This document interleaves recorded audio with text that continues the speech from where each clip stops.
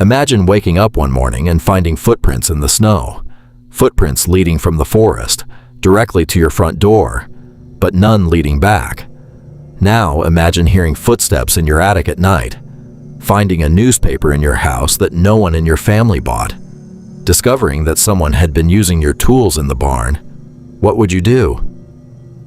Andreas Gruber did nothing. He told his neighbors about the strange footprints.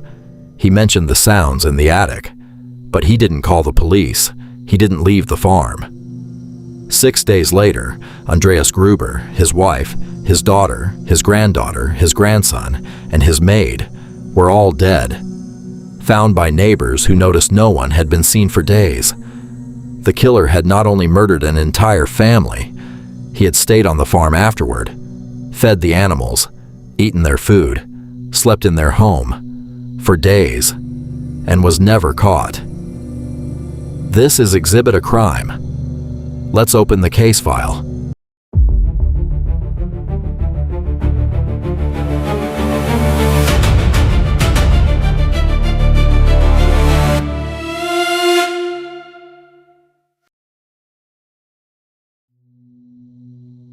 To understand what happened at Hinterkaifeck, you need to understand where it was. Hinterkaifeck was a small farmstead in Bavaria, Germany, located about 70 kilometers north of Munich. The farm was remote, isolated from the nearest village by fields and forest. In 1922, the Gruber family had lived there for years. The family consisted of Andreas Gruber, 63 years old, the patriarch, a stubborn, private man; Cecilia Gruber, his wife, 72 years old; Victoria Gabriel, their widowed daughter, 35 years old; Cecilia Gabriel, Victoria's daughter, 7 years old; Joseph Gabriel, Victoria's son, 2 years old; and Maria Baumgartner, the new maid. She had arrived at the farm on the very day of the murders, her first day of work, her last day alive. The farm was already surrounded by dark rumors before the murders. Andreas Gruber had previously been convicted of incest with his daughter Victoria. Victoria's husband had died during World War I, but locals whispered that Joseph, her young son, was actually Andreas's child. The family kept to themselves. They were not well liked in the village, which is perhaps why, when strange things started happening, no one paid much attention. In the days before the murders, Andreas Gruber told his neighbors something disturbing. He said he had found footprints in the snow, footprints coming from the forest toward the farm, but no footprints going back. Whoever had walked to the farm had not walked away. He also reported finding a strange newspaper near the house, a Munich newspaper that none of the family had bought or subscribed to. And he said he had heard footsteps in the attic above his bedroom at night. Not once, multiple times. A previous maid had quit weeks before the murders. She said the farm felt wrong. She refused to say more than that. Andreas Gruber was not a man who scared easily. He did not call the police. He did not investigate the attic. He did not leave.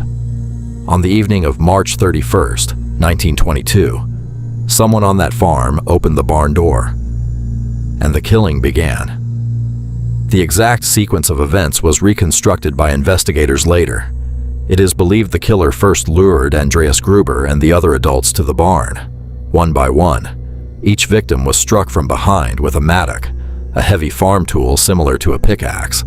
Andreas Gruber, Cecilia Gruber, Victoria Gabriel, and 7-year-old Cecilia Gabriel, who investigators believed was not killed immediately. Evidence suggested the child was still alive in the barn for some time after the others were killed. Her hair had been torn out, possibly in her final moments of panic. She was found clutching hay. After killing the 4 in the barn, the killer entered the farmhouse. 2-year-old Joseph Gabriel was killed in his crib. Maria Baumgartner, who had arrived that very morning, was killed in her room. 6 people. One night, the bodies were covered with hay in the barn. And then, something no investigator had seen before happened. The killer stayed. For 4 days, possibly longer, Someone lived on the Hinterkaifeck farm. The animals were fed, the cattle were milked. Smoke was seen rising from the chimney by neighbors passing on the road. Neighbors who assumed the family was simply keeping to themselves, as they always did. It was only when neighbors noticed the mail had not been collected for days, and that young Kazilia had not shown up to school, that someone went to check. What they found shocked the entire region. 6 bodies, hidden under hay in the barn. The farmhouse was in order. No signs of robbery. Nothing of value had been taken. The police were called. Investigators arrived from Munich, and the questions began. Who had been living on the farm after the murders? Neighbors reported seeing smoke from the chimney for at least 2 days after the estimated time of death.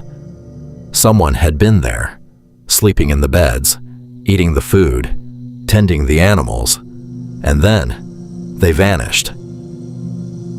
The investigation into the Hinterkaifeck murders became one of the most extensive in German history. Over 100 suspects were investigated.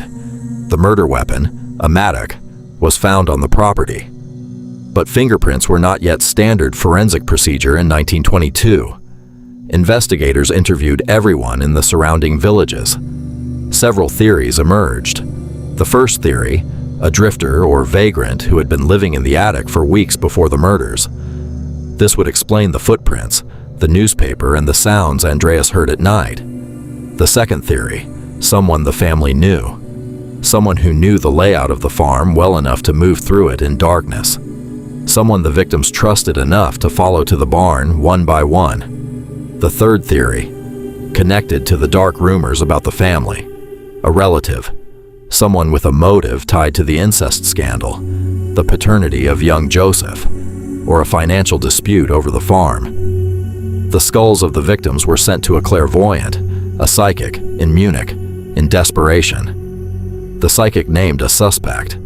That suspect was investigated and cleared. The case went cold. It has never been solved.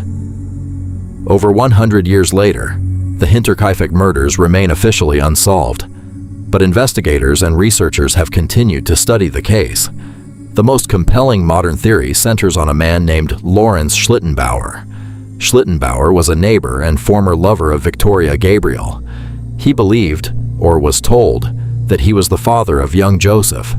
He had a financial and personal motive. He knew the farm intimately. He was one of the first people to discover the bodies, and reportedly moved them and touched evidence at the scene before police arrived. When asked why, he said he wanted to check if anyone was still alive. Investigators at the time considered him a suspect, but he was never charged. He died in 1941, taking whatever he knew to his grave. The identity of the Hinterkaifeck killer remains unknown. The farm was demolished in 1923. The exact location is no longer marked on any map, out of respect for the victims, but the case lives on. 6 people, 1 remote farm in Bavaria, a killer who arrived before the murders and left long after, 100 years of investigation, over 100 suspects, no arrest, no conviction, no answer. The footprints in the snow led to the farm, but they never led anywhere else. Who do you think did it? Leave your theory in the comments. Subscribe to Exhibit a Crime, new case file every week. The case is never closed.